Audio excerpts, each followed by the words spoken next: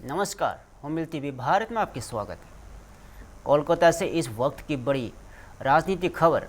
बसपा सांसद खगेन मुर्मू ने बसपा नेता शुवेंदु अधिकारी के पीए की हत्या को लेकर पश्चिम बंगाल सरकार पर गंभीर सवाल उठाया है। खगेन मुर्मू ने कहा है कि जिस तरह से हत्या हुई है उससे यह मामला पूर्व नियोजित लगता है। उन्होंने मुख्यमंत्री ममता बनर्जी पर निशाना साधते हुए कहा है कि उन्हें इस्तीफा दे देना चाहिए था। बसपा सांसद ने आरोप लगाया कि बंगाल को अशांत करने की कोशिश की जा रही है।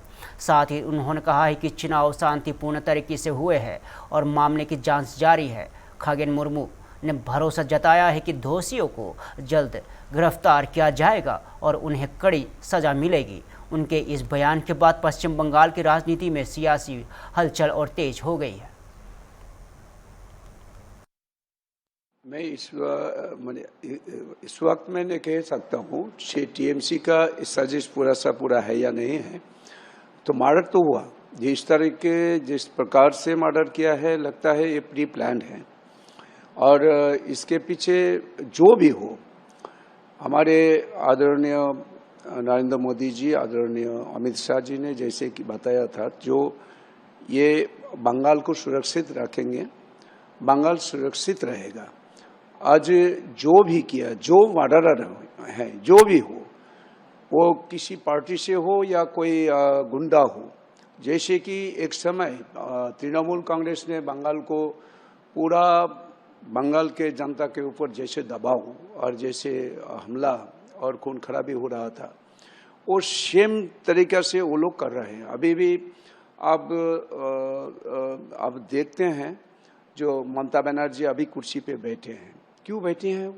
उनको तो इस्तीफा देना चाहिए था, अभी तक दिया नहीं। मतलब वो बोल रहे हैं क्या मैं अभी कुर्सी मैं छोड़ूंगा नहीं, छोड़ने वाला नहीं हूँ, क्योंकि मेरे को जोर जबरदस्ती करके मुझे हराया, वो मैं कोर्ट में जाऊंगा। तो ठीक है, कोर्ट जा सकते हैं, लेकिन वो जनता जब यहाँ पे निर्णय लिया, जनता का जो आज फैसला है वो मान के चलना चाहिए। क्या नहीं, मतलब अभी वो कोशिश कर रहे हैं बंगाल को अशांत करने के। जैसे कि शांति अब है, बहुत शांतिपूर्ण एक जो आज चुनाव हुआ, चुनाव में आप देखेंगे 2 चरणों में चुनाव हुआ। 2 चरणों के चुनाव में आप देखें कभी भी किसी का एक भी कैजुअलिटी हुआ नहीं। ये पहले बार है, पहले ऐसे होता नहीं था। तो इसीलिए कोशिश है।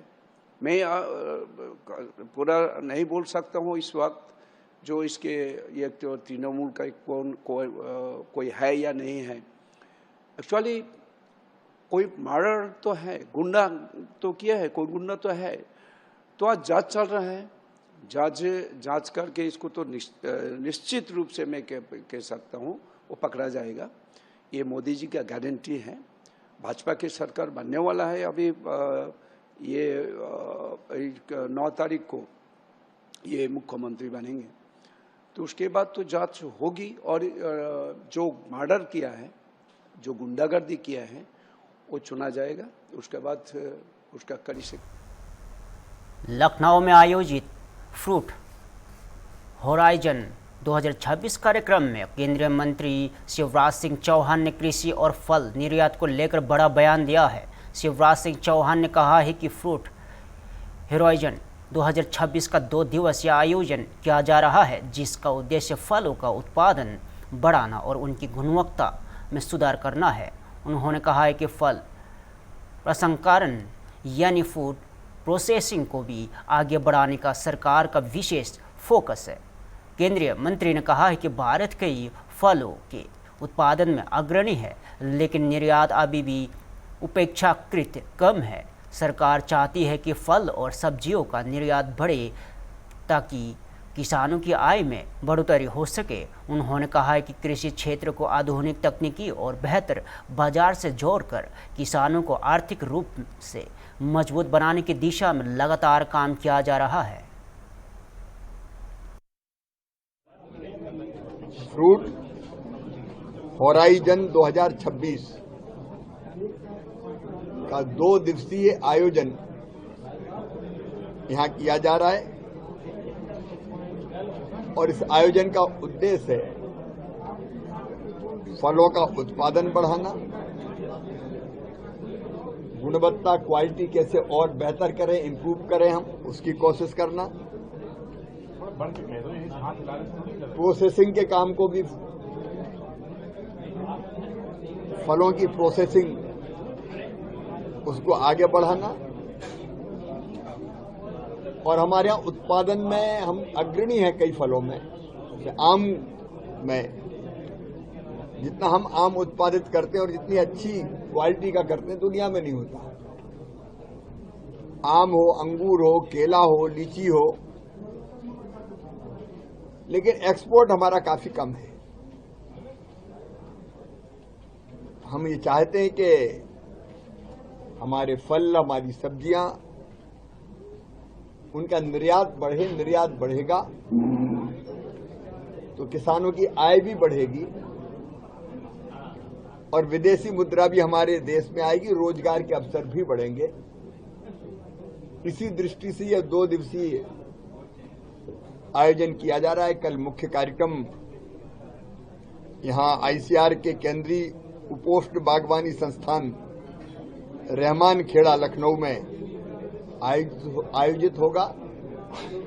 हमने एक प्लेटफॉर्म पर किसान को, एक्सपोर्टर को, प्रोसेसर को, एपिडा से लेके MIDH, ICR जैसी सब संस्थाओं को एक प्लेटफॉर्म पर हम लेके आए हैं। अभी आपने देखा कि हम समस्याओं की चर्चा कर रहे थे, अलग अलग तरह की समस्याएं, चाहे वो सेल्फ लाइफ बढ़ाने की हो, चाहे फ्रेट के मामले में हो कि किराया ज्यादा लगता है, चाहे इंफ्रा का सवाल हो, पैक हाउस हो, कोल्ड स्टोरेज हो, राइपनिंग चैम्बर हो, ट्रांसपोर्टेशन के मामले हो, कई विषयों पर हमने चर्चा की है और कल ये चर्चा जारी रहेगी। हमारी कोशिश है कि इन सब समस्याओं का जो सामने एक्सपोर्टर के है या किसान के भी है, उसका हम समाधान करें। कुछ का समाधान तत्काल होगा, कुछ के लिए रिसर्च की जरूरत है। अगर सेल्फ लाइफ बढ़ानी है तो रिसर्च के लिए हमने टीम बनाई हुई है, कैसे बढ़ेगी सेल्फ लाइफ। तो अलग अलग रिसर्च के मामले भी है, प्रक्रियाओं के मामले भी है, उन पर चर्चा करके हम किसान और एक्सपोर्टर के हित में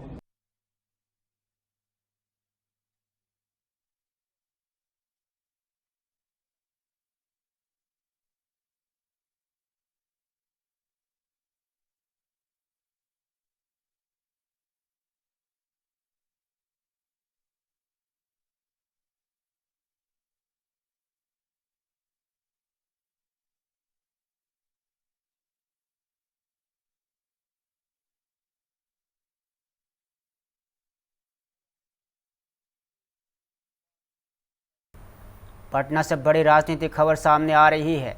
एलजेपी की सांसद संभावी चौधरी ने प्रधानमंत्री नरेंद्र मोदी के बिहार दौरे और शपथ ग्रहण समारोह को लेकर बड़ा बयान दिया है। संभावी चौधरी ने कहा है कि प्रधानमंत्री नरेंद्र मोदी का बिहार की धरती पर स्वागत है और जनता के पूर्ण बहुमत की सरकार बनने के बाद एक बार फिर शपथ ग्रहण समारोह आयोजित किया जा रहा है।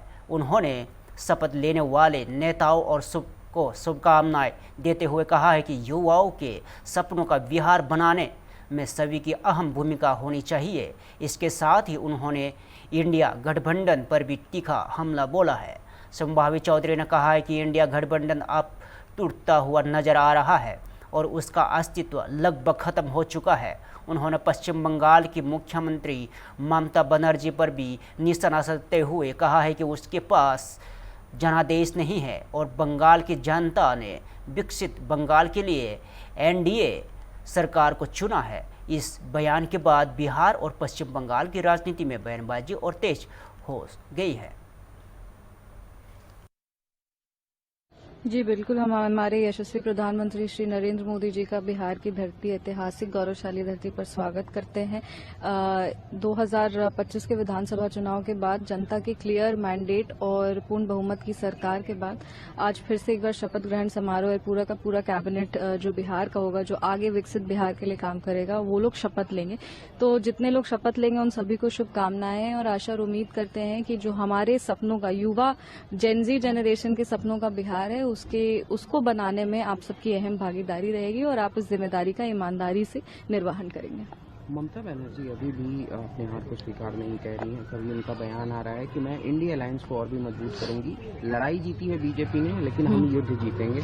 और देखिए, सबसे पहले तो इंडिया अलायंस एग्जिस्ट ही नहीं कर रहा है। जैसा हम लोग को पूरे देश में देखने को मिल रहा है कि विपक्ष का अलायंस पूरी तरीके से चूर चूर होते हुए नजर आ रहा है। यही अगर इंडिया अलायंस था तो इंडिया अलायंस को साथ में चुनाव लड़ना चाहिए था बंगाल का। अगर यही इंडिया अलायंस है तो अभी तमिलनाडु में भी उस अलायंस को बरकरार रखना चाहिए था, पर ऐसा दिखते हुए नजर नहीं आ रहा। तो इंडिया अलायंस को मजबूत करने का बात तो दूर, इंडिया अलायंस एग्जिस्ट ही नहीं करता है अभी फिलहाल आज की डेट में। दूसरी बात यह है कि जो वो कह रही है कि हम इस्तीफा नहीं देंगे, तो कॉन्स्टिट्यूशनली और भी बहुत सारे तरीके हैं। उनके पास क्लियर मैंडेट नहीं है और वो किसी भी हाल से इस चीज को जितना भी वो बरगलाने का कोशिश करें, वो इससे दूर नहीं भाग सकती। बंगाल की जनता ने विकसित बंगाल के लिए और सुरक्षित बंगाल के लिए, भयमुक्त बंगाल के लिए एनडीए की सरकार को चुना है, भाजपा की सरकार को चुना है। और अगर वो इस्तीफा नहीं भी दे दें तो भी संवैधानिक तौर से हम लोग सेफ हैं और हमारा मुख्यमंत्री का शपथ 9 मई को होने वाला है। दिल्ली से इस वक्त की बड़ी खबर। केंद्रीय मंत्री ज्योतिरादित्य सिंधिया ने नेहरू प्लेस में नए प्रथम डाकघर मॉडल का उद्घाटन किया। इस मौके पर उन्होंने कहा है कि प्रधानमंत्री नरेंद्र मोदी की सोच विकास और विरासत को साथ लेकर चलने की है। और ज्योतिरादित्य सिंधिया ने कहा है कि भारतीय डाक विभाग दशकों से लोगों की भावनाओं को जोड़ने का काम करता आया है और अब आधुनिक भारत में नई तकनीक और आधुनिक तंत्र के साथ मिलकर आगे बढ़ेगा। उन्होंने कहा कि यह भी कहा कि डाक विभाग अब सिर्फ चिट्ठियों तक सीमित नहीं रहेगा, बल्कि डिजिटल और आधुनिक सेवाओं के जरिए देश भर के लोगों तक अपनी पहुंच और मजबूत करेगा।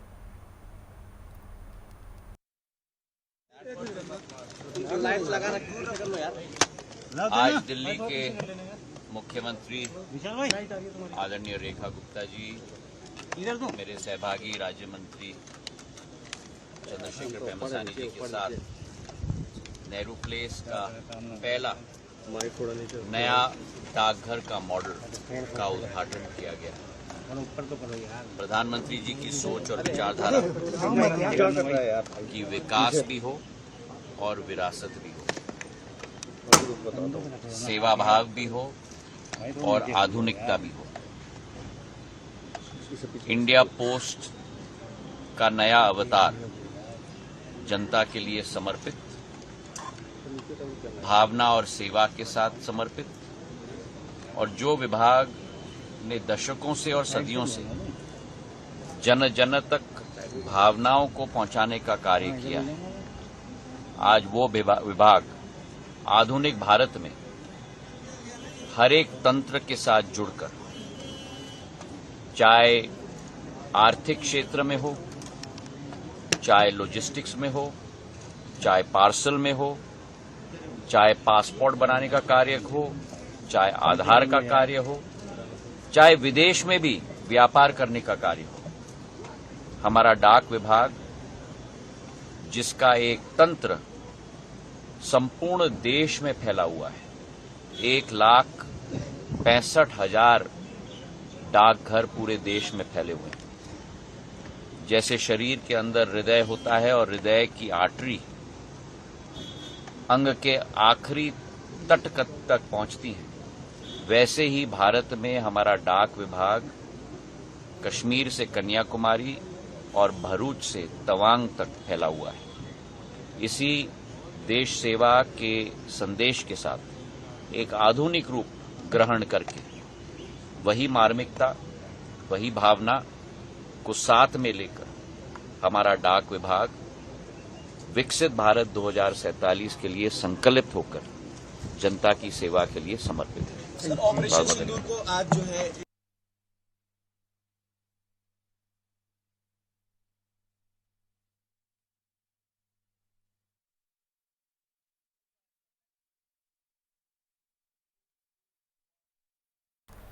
पश्चिम बंगाल के उत्तर 24 परगना के मध्यग्राम से बड़ी राजनीतिक खबर सामने आ रही है। बसपा सांसद राहुल सिन्हा ने बसपा नेता शिवेंदु अधिकारी के पीए चंद्रा की हत्या को राजनीतिक हत्या बताया है।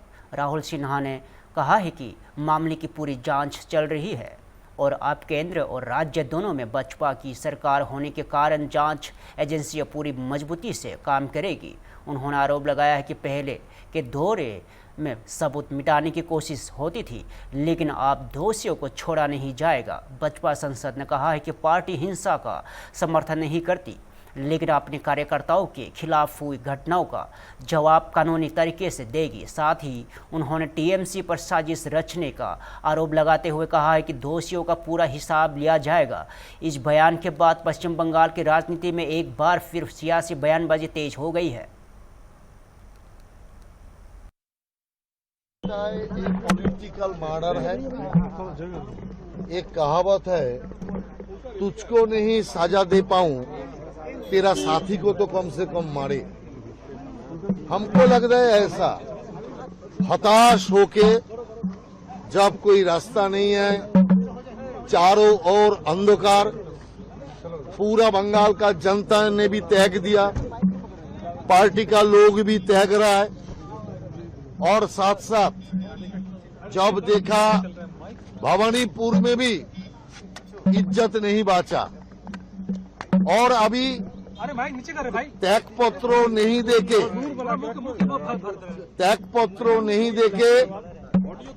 इज्जत रखा करने का कोशिश भी नाकाम हो जा रहा है। और इसीलिए शिक्षा देना पड़ेगा। तेरे को नहीं दे पाया, कम से कम तेरा साथी को तो दिया। कितना हिंसक, कितना बर्बर ऐसा मानसिकता होता है। पूरा छानबीन चल रहा है। किसी एक पार्टी ने लिखा, अदालत का निगरानी में सीबीआई चाहिए। वो सीबीआई इंक्वायरी आप लोगों का समय जरूरत होता था, कारण सीबीआई इंक्वायरी करते थे और स्टेट पुलिस इंक्वायरी मिटाते थे, सबूत मिटाते थे।